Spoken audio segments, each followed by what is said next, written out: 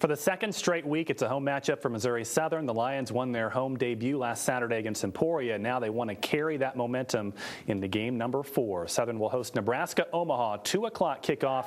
It's homecoming weekend at Southern. The Lions with an encouraging effort against Emporia. The defense picked off 6 passes, and Southern also able to finish some drives on offense as well. Colin Howard accounted for 4 touchdowns himself, but Coach Bart Tatum believes there's still plenty of room for offensive improvement. Production overall was no different from the first 2 games. We've been right around the 380-yard mark for total offense, which is okay. It's certainly not great. And we weren't great on offense last week. We had so many things that we can still correct and get better at. Like Coach said, you know, we have a lot of untapped potential that we have offensively that we feel like we can really move the ball and be effective. And so with last week finishing a couple big drives, it definitely is a booster and giving us a little bit more confidence going into this weekend. Well, sometimes you see something on a football field that makes you go, wow. And it happened in Riverton Friday on a touchdown run by senior Matt Tyree. KSN's Morgan Vance has more on our hometown MVP.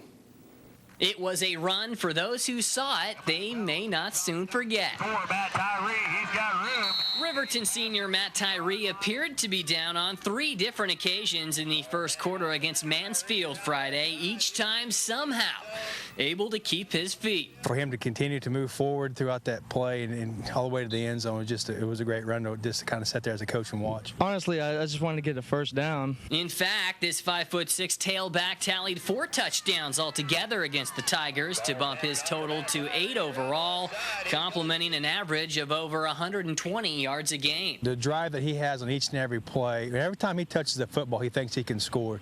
You know, and that's the mentality that he has. And play may not go for, you know, maybe a negative loss or maybe just a yard or 2, but he may get 4 or 5 out of it. That's just math. And when you consider his inspiration, Coach Corey White's analysis begins to make a little more sense. Well, my favorite running back is Barry Sanders, and I watch film a lot. The 3-0 Rams now prepare for their toughest test thus far. I'm not sure Colgan's going to want to lose another game, you know, and that's just the way their mentality and the expectation of their programs. The host Panthers dropped a heartbreaker 2 weeks back to Galena, an ending White doesn't want to see repeated. I hope not, you know, but you never know.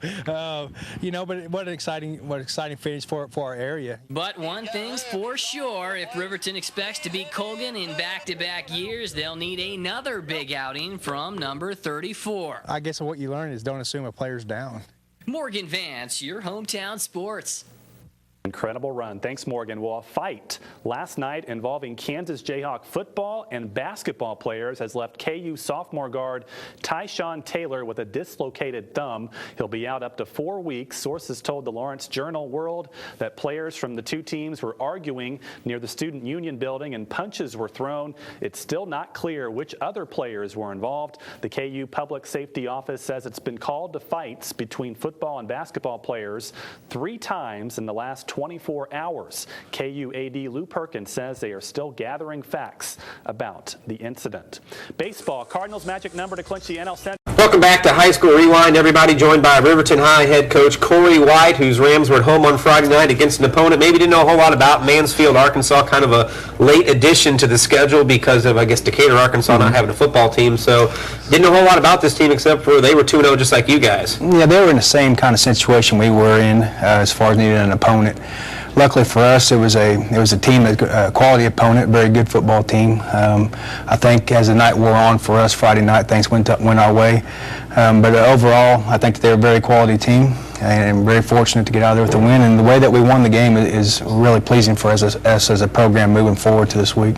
Take a look at the highlights from this one. Riverton 2-0 on the season, and just kind of like last year, Coach, you guys have been doing it, dominating on offense and shutting people down on defense, and the offense came out right out of the gate. That's Matt Tyree. We'll see a lot of him, just a tough run, and then you guys do a good job here. Preston Combs goes to the air, maybe caught him off guard a little bit, and hits Damon Simmons. You know, first speaking about Matt did a great job for us, finding some gaps and getting some quality runs for us and some yardage in. With the play action there, Preston throwing the ball down the field, we feel like we have that added threat as well. So hopefully as the year goes forward and we get a little bit more acclimated to what we're doing, maybe we can throw the ball a little bit more. That was a great cutback by Tyree to get into the end zone, and a dual threat as well. Tyree with a nice tackle right there on defense. You guys did a good job early on, just kind of maybe taking them out of their offense. They had a lot of second, third and longs. That's what we want to do, is try to control both sides of the line of scrimmage up front and to get our opponents in second and long and third and long. You see a good play right there by Keyshawn Walker. Really thought he had a good night for us as well. You guys would get the ball back, and Tyree comes up here with a good run. Unfortunately, after this drive would stall, you guys would have to give the ball back to Mansfield. But once again, the defense, this play coming up here, it's Casey Seifert with a nice stop in the backfield. You guys just harass them all night long. Well, the good thing is, as you see right there, Casey got to play for us, but he had 3 or 4 guys in the backfield, and that's one of the things that we try to do as far as get that push up front. And if our defensive linemen can't make the plays, get our linebackers to do that, and we thought we did that well all night long. You guys get the ball back, and this is probably the run most people have been talking about all week, and this is Matt Tyree, dragged down by a face mask, almost out of bounds, almost on a knee. He spins out of that. I don't know how you describe this run, Coach, except for an amazing run. We'll watch it again in slow motion. Just kind of tell me what you're seeing. Well, how to describe it for me is it's unbelievable. I mean, the balance that he has, you know, he gets face masked here, and then he just keeps on going. Matt has unbelievable determination, and really, with the players that we have right now, you know, they do what we ask them to do, but Matt, he leads by example. He doesn't say a word. He just keeps on moving forward, and he tries to get each and every yard out of every carry, and right there is a testament to his hard work right there. That was exactly what you're talking about, getting every yard he possibly could into the end zone. You guys had a huge lead at the end of half, and you go in blowing out Mansfield 50-7. Like you said, that was a good football team that you played there, and you guys are scoring over 50 points a game, giving up less than a touchdown now. So a lot of similarities to what happened early in the season last year, although a lot of new faces. That has to make you happy that you see the kids have kind of picked up where the seniors last year left off. Especially up front. We feel like we're continuing to build on what we did last year. Those guys are gone, of course, but at the same time, those 3 or 4 guys that we have plugged in there, they're doing a quality job for us, and giving, you know, Matt Tyree, you know, Chase Mead, you know, Preston Kilms time to throw the ball. We feel like we're going in the right direction. We're just going to try to continue to build each and every week. Different at all this year for you guys, with maybe a bit of a target on your back, because I don't know if a lot of people expected what you guys did last year. Now after that, everyone says, well, you went through the year, you beat Colgan, you made it all the way to the state semifinal. So there's a lot of teams, especially around here, that you beat up pretty good last year, gunning for you this year. So a little different mentality, I would assume. That could be true, but we're still wanting this team to form its own identity and have this team become the best it can be. We have a lot of the season left before us, you know, with the big game coming up this Friday, of course.